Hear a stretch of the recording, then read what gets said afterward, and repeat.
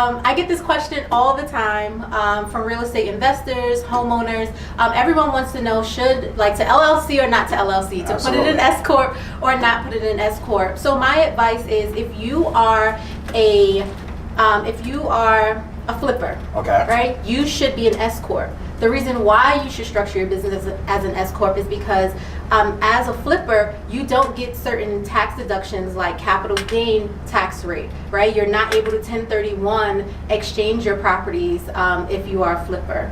Really? Yeah, you cannot, you're not allowed to like 1031 like your flip, because it's less than a year. You have to have it more than a year. So if you were flipping and it happened to exceed over a year, you're able to, hold it over a year. Then you can 1031 it. Things like depreciation, you aren't able to pretty much depreciate, your value over the life of that asset. Okay. And so that's why I always tell people, if you are going to flip, then the best structure is S corporation, right? Because then you can save on that self-employment tax, which is 15.3% of your income. There's like more complexity to that, but Okay. the reality is, you should be S corping it if you're flipping. So you said the tax on it is 15.3%. Obviously, it's a little bit more of an advanced formula to get to that number, and that's based off of the profit that they're going to make once they flip, correct? So the 15.3% is based strictly that's self-employment tax. So that's your Okay. Social Security tax and Medicare tax. That is exclusive from your income tax. So if you, let's say you profited $100,000, right? And if you are structured as an LLC, when that money passes through to your personal return, you're going to have to pay your income tax, and you're also going to have to pay that 15.3% tax. Okay. Right? And so that's what you want to try to avoid, right? Because at that point, you're just trying to look for any ways to save money, and so that is a way. And so that's why I always encourage my flippers to do S corps. Wow. Interesting. We all always think LLC, LLC, LLC, no matter what you're doing. Right? Yes, I get it all the time. I am like on a mission to educate people about S corporations. I think that people hear corporation, they get very nervous, Okay. and they think that it's very complex. But I do actually do business formation for my clients, Okay. and I walk them through everything they need. Like there are certain documents that you need, like you need your bylaws, you need your meeting minutes. But as when I form your companies, I give you everything that you need, right? So now Okay. you are ready to be an S corporation. Okay.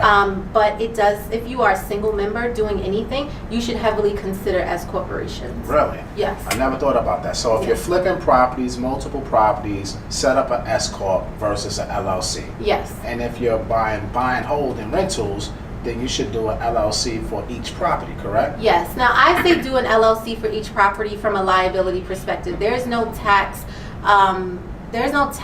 rule saying that you have to have every single property inside of a separate LLC.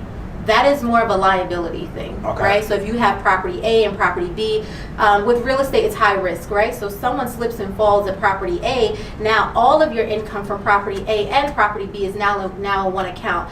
When the lawsuit comes to the table, they're not going to differentiate between property A and property B. They're going to say, no, this is all of your assets for this company, and they are all at liberty for this, for that for lawsuit. lawsuit. And so that's why, from a liability perspective, it's more so encouraged. Okay. It's not really from a tax perspective, because the reality is You're going to get taxed regardless. yeah, you're going to get taxed regardless. Yeah. Like, I have some people trying to like set up structure after structure, and I'm Yeah. just like, but you do understand that if you are 100% owner of property down here, and then you have a property here, and an entity here and an entity there, that You're still you're passing still through passing taxes. through the income Yeah. from this business here all the way to your personal return. Yeah. But some people feel like the more structures, like the more protected they are, and No. that is furthest from the truth. So your silent partner is always going to get their money. Your Yes. silent partner is the Yes. IRS. The silent partner is the IRS, and they're always going to get their money, right? It is like your job to seek out a CPA to make sure that you guys are putting together some sort of tax strategy to make sure that, if you are, let's say, a flipper, that your structure is correct. Absolutely. Right? Not only is your structure correct, but you want to make sure that any new tax deductions, you qualify for. And I guess that would kind of get me to my point of Okay. the long-term investor, Yeah. right? They should be set up as an LLC. So there are some perks now to have those real estate well, people that own real estate to be set up inside of an LLC. And this is for the buy and hold. This is for the buy and hold, Okay. right? So you can structure as an LLC. So what's happening now is that you are able to pass through, any pass-through entities are now eligible for a 20% deduction. Okay. Right? And so that's done on the personal return level, not on the business return level. Okay. So it's done at the personal return level. So what that means is if you have income, right? Let's say we're going to just keep using the $100,000 example. If you have let's make it simple. let's make it simple. We have $100,000 of qualified business income coming from real estate. You will be eligible to get a 20% deduction on your taxes, right? And that's from a personal level. But if you just have your property and it's not structured inside of any type of pass-through entity like an LLC, then you will not be eligible to get that 20% deduction. So let me ask you this before we move forward, right? So a regular everyday home buyer, they may have a regular job, right? They're a W-2 employee. Now they have their first or second investment property. They have it set up in an LLC.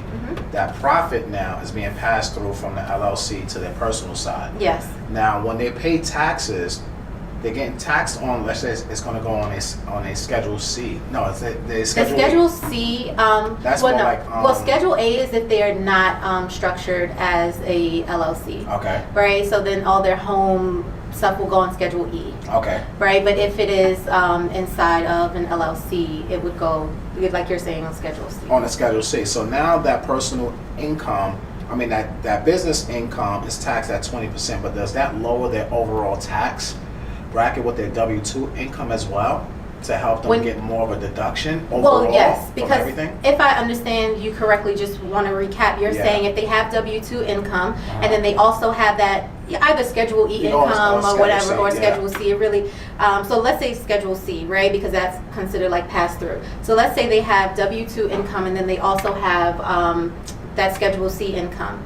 They will get a 20% deduction on that qualified business income from Schedule C. Okay. So it isn't on their W-2 income because it's not considered taxed already. Yeah, and it's not considered a pass-through entity. Okay. So that 20% deduction goes for all business owners. It's not just real estate. Okay. It is any type of qualified business, and there are certain industries that are disqualified. But for the most part, like if you are a pass-through entity, meaning if you are a sole proprietorship, if you are an LLC, if you're an S Corp, you are when that income flows to your personal return, you're able to get that 20% deduction. Right? Interesting. That's interesting. I like that. So I tried to recap everything. All right, that's why you Ms Business for a reason. That's why I Ms Business. All right, CPA Ms Business. Yes. Let's not get it twisted. So to recap that dialogue, if you are a flipper, you need to be in an S Corp, and if you are holding real estate for long term, you should be an LLC.